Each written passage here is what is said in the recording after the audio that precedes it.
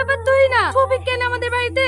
ওরা আব্বা যদি জানতে পারে না আমাদের কি মেরে ফেলবে। ওকে তাড়াতাড়ি বাড়ি যেতে বল। না মা, সবিক তার বাপ মা সয় সম্পত্তি ছেড়ে আমার কাছে চলে এসেছে। আজ থেকে ও এই বাড়িতেই থাকবে। মা, আমি যখন তুহিনার জন্য বাড়ি ছেড়ে আসতে পেরেছি তখন আমি তুহিনার জন্য সবকিছু করতে পারবো। বাপ, তুমি এসব আবেগের বসে বলছো। তুমি কোনোদিনই কাজ করতে পারবা না। তাই বলছি বাপের ছেলে বাপের কাছে ফিরে যাও। না, ওই বাড়িতে আমি জীবনেও ফিরে যাব না।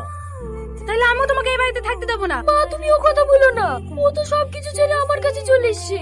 এখনো কোথায় যাবে? তা আমি কি করে বলবো কোথায় যাবে না যাবে? একটা অবিবাহিত ছেলেকে কখনোই আমাদের বাড়িতে রাখতে পারবো না। এই সমাজ কোনোদিন ওকে ভালো চোখে দেখবে না। ঠিক আছে, আপনার বাড়িতে আমি থাকবো না, আমি আজই বাইরে চলে যাব। কিন্তু আপনার কাছে আমার অনুরোধ, আপনার মেয়ের সঙ্গে অন্য কারোর বিয়ে দিয়েন না। ঠিক আছে, তুমি ভালোভাবে কাজে যাও। তুমি যেমন আমার জন্য সবকিছু ছাড়তে পেরেছো, আমিও তোমার জন্য সারা জীবন অপেক্ষা করতে পারবো। ঠিক আছে, তুমি ভালোভাবে থাকো।